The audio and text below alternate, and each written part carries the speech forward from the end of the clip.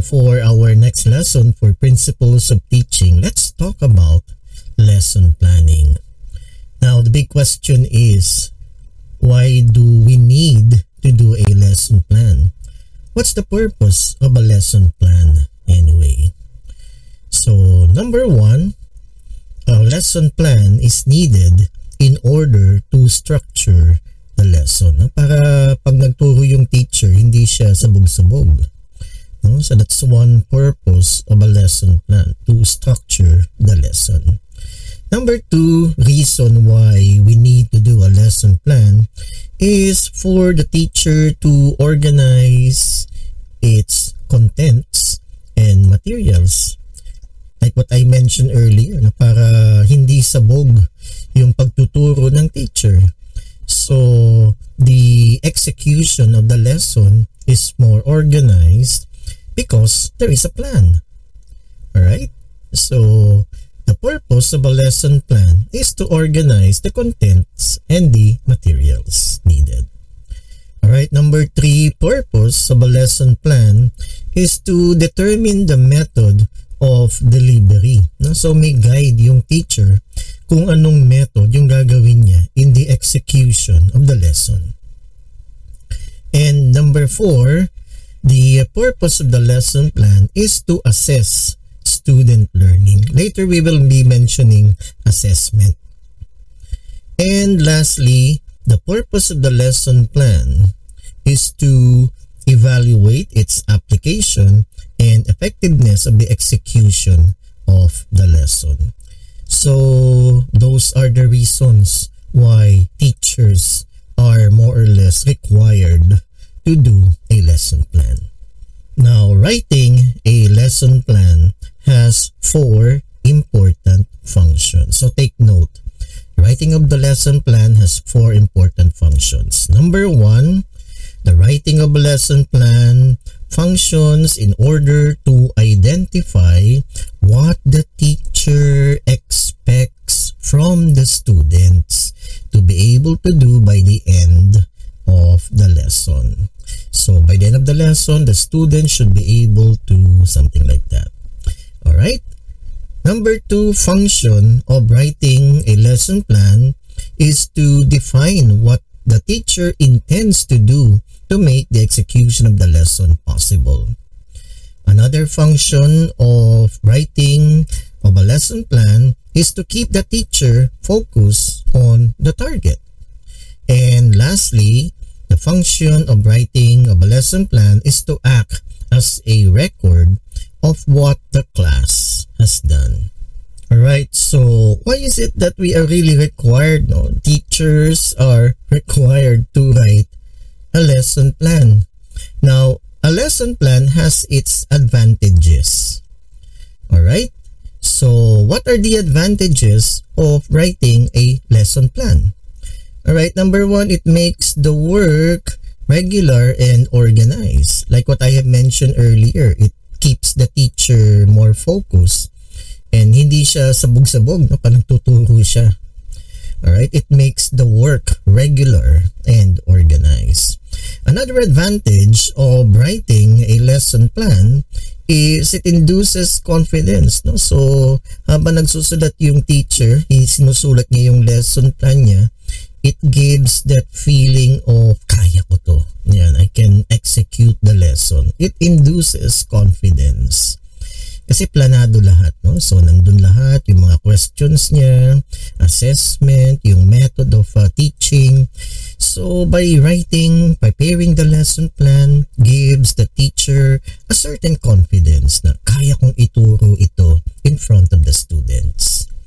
Alright, another advantage of writing the lesson plan is it saves time. No? So, nakaplano ng lahat. Everything is already written in detail. Nakaplano yung gagawin ng teacher. So, it will save time. Okay? Dahil hindi siya sabog. The teacher is somewhat focused. Alright? So, it saves time. Alright? Another advantage of the lesson plan is to promote learning. So, natututo din not only the students but also the teacher. Alright? It promotes learning. And another advantage is it makes conscious for the achievements of objective. Yung dapat matapos o yung dapat magawa ng teacher for the day. So dapat ma-accomplish yan. So it makes conscious for the achievement of objectives. Kasi nakasulat sa lesson plan kung ano yung dapat ma-accomplish for that particular day. Alright, so those are the advantages of lesson planning. Alright, so we know now the advantages of a lesson plan. So we really need to write a lesson plan before we execute the lesson in front of the students. So the next question is, what are the characteristics of a good lesson plan? Alright, so a good lesson plan is, letter A, the lesson plan is based upon previous knowledge. A good lesson plan is based upon previous knowledge. Alright? A good lesson plan caters to the age level of the students. So, syempre, hindi ka naman gagawa ng lesson plan na for grade 1, high school yung tinuturo mo. Or gagawa ka ng lesson plan that caters college students pero ang tinuturuan mo ay senior high school, so something like that. So the lesson plan, a good lesson plan caters to the age level of the students. A good lesson plan uses motivational techniques. Alright, so you have to motivate the students and nakalagay yung motivational technique na yan in the lesson plan. Alright, so a good lesson plan also includes necessary materials. So anong gagamitin mo in the execution of the lesson? Will you use a video or you will use worksheets or something like that? So lahat yan ay nakalagay sa lesson plan. So a good lesson plan includes those necessary materials needed for the execution of the lesson. Alright, a good lesson plan also is student-centered, flexible, complete, interesting, and activity-based. So, yung mga activities mo for the students ay nakalagay sa lesson plan. And the lesson plan must be student-centered. Alright? Okay, a good lesson plan also has proportionate time allocation. So, kung 1 hour lang yung klase mo, your lesson plan should be good for 1 hour. So, hindi yan kukulangin, hindi rin sosobrahin. So, dapat eksakto lang, no? Has proportionate time allocation. Alright? And a good lesson plan also includes evaluation process kung paano mo i-evaluate kung natuto nga sa'yo yung mga estudyante. So, either a short quiz or recitation, ganyan. No? So, a good lesson plan should include evaluation process. Right? And lastly, a good lesson plan includes all the essential elements of a lesson plan. And later we will be mentioning those elements of a good lesson plan. Now, there are 5 levels of lesson planning. So number 1, we have a daily lesson plan. Usually, this is done in the public schools, no, sa DepEd. Yan. So, most of the public school teachers, they do a daily lesson plan. Now, for private schools, they usually do a weekly lesson planning. Alright? Then, we have a unit planning. Yan. So, for a particular unit like evolution, a unit on evolution. So, meron kang lesson plan about evolution, unit planning. Alright, term planning. So, parang syllabus na yan that is good for a particular term. And we have yearly planning. Alright, so those are the 5 levels of lesson planning. Daily lesson plan. There is also a weekly lesson plan, a unit lesson plan like a syllabus, term planning also like a syllabus, and yearly planning. Alright, so what are the components of a lesson plan? So we have the following components. So we have the topic. So we have the educational objectives, teaching materials, and the resources. Then we have the methodology, the method of teaching. Then we have the activities for the students, homework, and assessment. Assessment can be a graded recitation or a short quiz. So those are the components of a lesson plan. The topic, the objectives, the teaching materials, the method of teaching, methodology, the activities, homework, and assessment. Alright, so at this point, let's talk about educational objectives. Now, what do we mean by educational objectives? So, a learning objective, take note, is a statement of the measurable learning that is intended to take place as a result of instruction. Alright, so kung ano yung gusto mong mangyari in that particular learning period. Educational objectives state what the students will be able to do. So ano yung gagawin ng mga estudyante? Complete objectives again includes stating what the students will be able to do, also with the condition under which they should be able to demonstrate, and under the expected degree of proficiency. Alright, and the education objectives also means that these are the learning outcomes of the lesson. So ano yung magiging kalabasan after executing a particular lesson? So these are the learning outcomes of a particular lesson. What the student should be able to know or do at the end of the lesson that they should not do at the beginning. Alright, so ulitin ko tong statement na to. When we speak of educational objectives, this is what the student should be able to know or do at the end of the lesson that they could not do at the beginning. So sa umpisa hindi nila alam. Like for example, they don't know the ultrastructure of the cell. Pero at the end of the lesson, they should know the ultrastructure of the cell. So something like that. Alright? Okay, so setting objectives. So what will the learner be able to do? So the learner should know the concept. Alright? The learner should do the specific skill. We call this psychomotor. Yung knowing, that's cognitive. Yung doing or doing a certain skill like manipulating the microscope is psychomotor. And what the learner will be feeling after the end of the lesson. So behavior, attitude, will the students will appreciate the lesson or idea. So we call this the affective. Alright, so in setting the objectives, we have the cognitive domain, we have the psychomotor, and the affective or the behavioral domain. Each defined objective is matched with the teaching method, kung ano yung methodology na gagawin ng teacher, the learning activities, and the type of assessment. Okay, so take note, relevance is the essential quality of educational objectives. And also, in setting educational objectives, we should be smart. So, what do we mean by smart? So, smart means the following.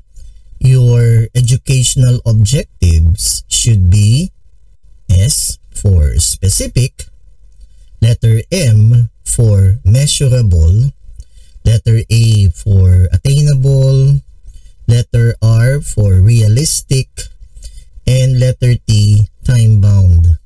So your educational objectives should be smart. Dapat smart ang ating mga objectives. So specific, measurable, attainable, realistic, and time-bound. Alright, so types or domains of learning objectives, we have the following. So we have cognitive objectives.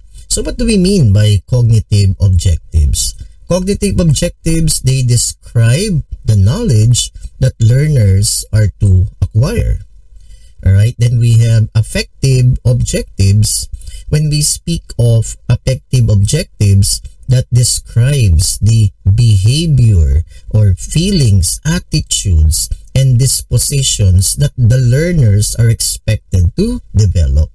So cognitive describes the knowledge, affective objectives describes the attitudes and feelings that are expected to develop after a particular lesson, and we have the psychomotor objectives.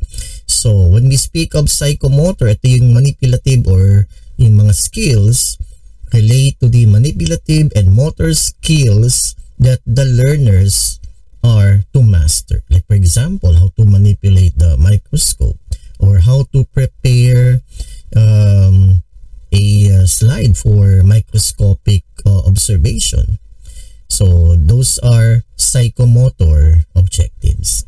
Now, these types or domains of learning objectives actually is based from Bloom's taxonomy of objectives.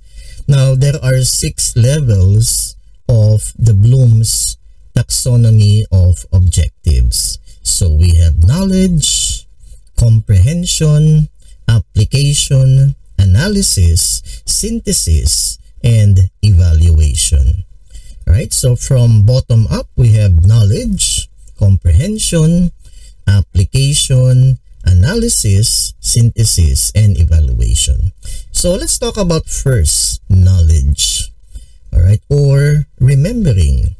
Alright, so what is knowledge or remembering?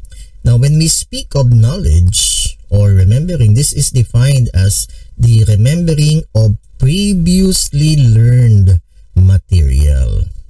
Alright, this may involve the recall of a wide range of material, from specific facts to complete theories, but all that is required is the bringing to mind of appropriate information. Like for example, the distance between the moon and the earth can be occupied by at least 30 Earths or something like that. Or the moon has no atmosphere. Or the cell is composed of 3 major parts. We have the cell membrane, the cytoplasm, and the nucleus. So something like that. So this may involve the recall of a wide range of facts, materials, and theories. So that's knowledge or remembering. Alright, so what are the examples of objectives that are in this particular level, knowledge or remembering? So examples of learning objectives at this level, so remembering knowledge, are the following. No common terms.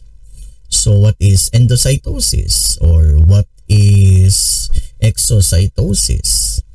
Or no specific facts, like the moon has no atmosphere, or for example, Newton came up with the laws of motion and the law of gravitation. Specific facts. Or no methods and procedures. So how do you first manipulate the microscope? Okay, so those are the procedures needed on how to use the microscope. Or basic concepts. So concepts of, let's say, natural selection. Alright? Or principles like the theories or principles of gravitation and relativity, something like that, in the case of physics. So no common terms, no specific facts, no methods and procedures, no the basic concepts, and no principles and theories. Alright, so that's knowledge or remembering.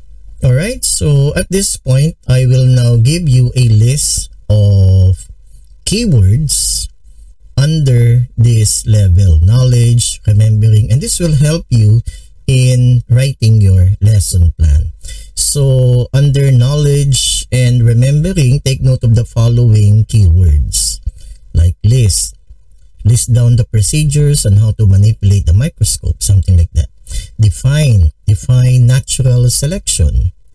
Tell, describe cellular respiration. Identify binomial nomenclature. Show, label the parts of the microscope. Collect, examine, tabulate, quote, name, who invented the microscope, when, where. So these are the keywords under knowledge and remembering. Alright? Okay, let's now proceed to understanding. So this is the next level in Bloom's taxonomy, understanding. Now, what do we mean by understanding? Understanding is defined as the ability to grasp the meaning of material or the lesson. Ability to grasp the meaning. This may be shown by translating material from one form to another, words to numbers, or by interpreting materials or explaining or summarizing, and by estimating future trends, predicting consequences or effects. Ability to grasp the meaning. Alright? So examples of learning objectives at this level understanding are the following. So take note. Understand facts and principles. So understanding facts and principles of gravitation, for example. Interpret verbal material. Interpret charts and graphs. Translate verbal material to mathematical formula. Alright? Estimate the future consequences implied in the data. And justify methods and procedures. So those are examples of learning objectives at this level, understanding. So what are the key words that will help you in constructing the objectives of your lesson plan under this level, understanding? So we have the following keywords. Summarize. Summarize in, let's say, 3 to 5 sentences the meaning of the law of gravitation. Or describe the surface of Europa, one of the Galilean moons. Interpret the chart, something like that. Interpret. Contrast, compare and contrast. Predict what will happen if, let's say, the carbon dioxide level of our atmosphere would increase. Predict. Associate. Distinguish between prokaryotes and eukaryotes. Estimate. Differentiate between smooth endoplasmic reticulum from rough endoplasmic reticulum. Discuss the first law of Newton, the law of inertia. Extend. So these are some of the key words under this level, understanding. So take note. Summarize, describe, interpret, contrast, predict, associate, distinguish, estimate, differentiate, discuss, and extend. Now, the next level in Bloom's taxonomy after understanding is application or applying. Application or applying refers to the ability to use the learned material in new and concrete situations. Application, applying. This may include the application of such things such as rules, methods, concepts, principles, laws, and theories. Alright? So by the name itself, you apply the concept, apply the principles, give concrete examples, apply what is learned, okay, in certain situations. Now, examples of learning objectives at this level, application or applying, are the following. So, apply the concepts and principles to new situations, or apply laws and theories to practical situations, solve mathematical problems, construct graphs and charts, and demonstrate the correct usage of a method or procedure. Apply concepts and principles. How do we apply, let's say, the law of inertia? Or how do we apply Kepler's first law, which is the law that states that the planets orbit the sun in an elliptical path? Alright, so solve mathematical problems. That's application. Or to construct graphs and charts. Alright, so to help you in constructing your objectives under this level, application or applying, these are some of the key words that you need to remember. So apply the laws of, or the law of inertia. Demonstrate the law or the principle of natural selection. Calculate, complete, illustrate, let's say glycolysis, show, solve, examine, modify, relate, change, classify, experiment, and discover. So these are the key words under this level, application or applying. Alright, so the next level after application or applying is analyzing. So analyze or analyzing refers to the ability to break down materials into its component parts so that its organizational structure may be understood. It is one of the key scientific instruments that we use in computer science. Ability to break down materials into its component parts. Diba, pa nag-a-analyze tayo, we usually separate them into its component parts. This may include the identification of parts, analysis of the relationship between parts, and recognition of the organizational principles involved. To analyze means you have to separate the components. Alright? Okay, so these are some of the key words that will help you develop your objectives under this level, analysis or analyze. So analyze, separate, order, explain, connect, classify, arrange the words, for example, into its chronological order, divide, compare and contrast, select, explain, and infer. So those are the key words under this level, analysis, and this will help you develop your objectives under this level. Alright, the next level is evaluation or evaluating. Evaluating or evaluation is concerned with the ability to judge the value of the material, statement, novel, poem, research report for a given purpose. The judgments are to be based on definite criteria. These may be internal criteria or external criteria, and the students may determine the criteria to be given them. So, to ability to judge the value of the material. That's what they meant by evaluating. Alright, and these are some of the key words that would be helpful in developing your objectives under this level. So we have assess, decide, rank, grade, test, measure, recommend, convince, select, judge, explain, discriminate, support, conclude, compare, and summarize. Okay, so just take note of these keywords, and these keywords will help you develop your objectives under this level, evaluating. Alright, and we have the next level, which is create or creating. Creating refers to the ability to put parts together. So if we break down the components in analysis, creating is putting the parts together to form a new whole. This may involve the production of a unique communication scheme, a plan of operation, or a set of abstract relations. Alright? So what are some of the examples of learning objectives at this level, creating or to create?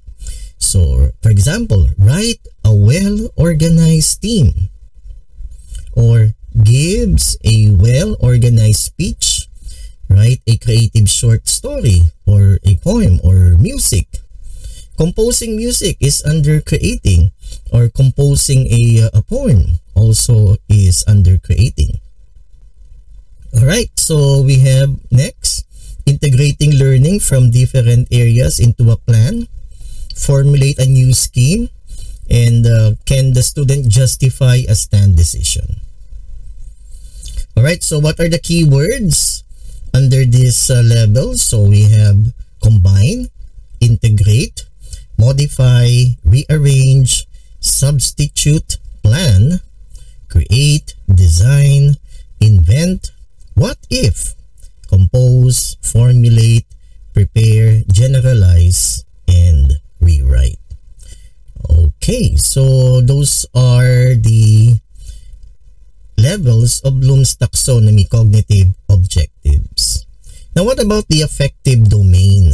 Again, when we speak of the affective domain, that refers to the emotions, feelings, and values. So we have receiving, willing to listen or see, responding or active participation, and valuing, internalize the worthiness of the lesson. Organization, ability to see the value of the lesson. And characterization by a value behavior which is consistent with the value system. And lastly, we have the psychomotor domain. Now, when we speak of psychomotor domain, this includes muscular, motor skills, or hands-on activities. And this includes the following: readiness. So this is the student's willingness for an activity. Then we have observation. The student watches and is interested with the activity. Then we have perception, using the senses and becoming able. Then the response of the students, practices the skill, and adaptation, develops the necessary skill, mastery of the skill. That's adaptation.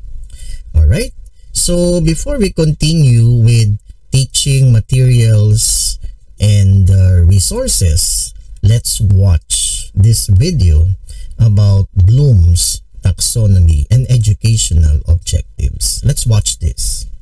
Benjamin Bloom will be remembered by educators for presenting the world with useful educational theories and possibilities. His legacy is embedded in many publications. One of those publications is the famous Taxonomy of Educational Objectives. Bloom knew that educational objectives lie beyond mere repetition. He strongly believed that talent can be developed in the many, not just found in the few. Therefore, he directed his research on organizing educational objectives according to their cognitive complexity. He wanted to provide university examiners with a more reliable assessment procedure by developing a hierarchy of objectives. Bloom's taxonomy is based on the idea that cognitive processes can be arranged into 6 levels with increasing complexity. If a student is capable of performing at a higher level, it means that he is able to perform at all other preceding levels. The cognitive and affective taxonomy were divided into the following categories: first representing the lowest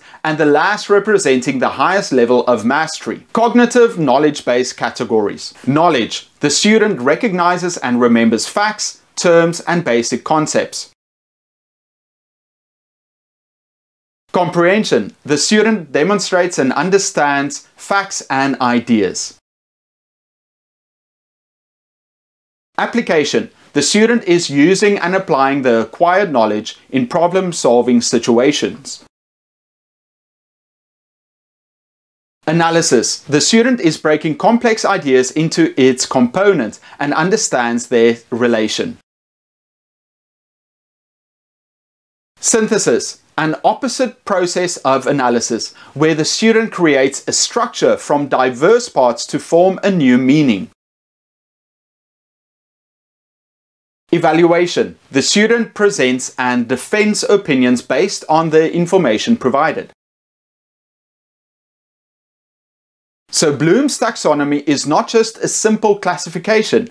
Far from it. Bloom's greatest achievement was to order cognitive processes and later on emotion-based affective processes. Affective emotion-based categories. Receiving. The student is willing to participate in the activity and pay attention. Responding. The student shows interest and actively participates in the learning process. Valuing. The student starts adding value to objectives, activities, phenomena, or information. Organizing. The student puts together different ideas, values, and information and compares them to form a reliable system of values. Categorizing. The student adopts a long-term system of values that is universal, consistent, and predictable. Bloom's taxonomy in its day was a revolutionary method for objective classification. Teachers use it in the design of their lesson plans and help students progress in the process of learning. It's also a powerful tool for assessment development, as it helps you match your lesson learning objectives to any level of the cognitive domain. Let's look at the verb equivalents started with the highest level of thinking and see how to use them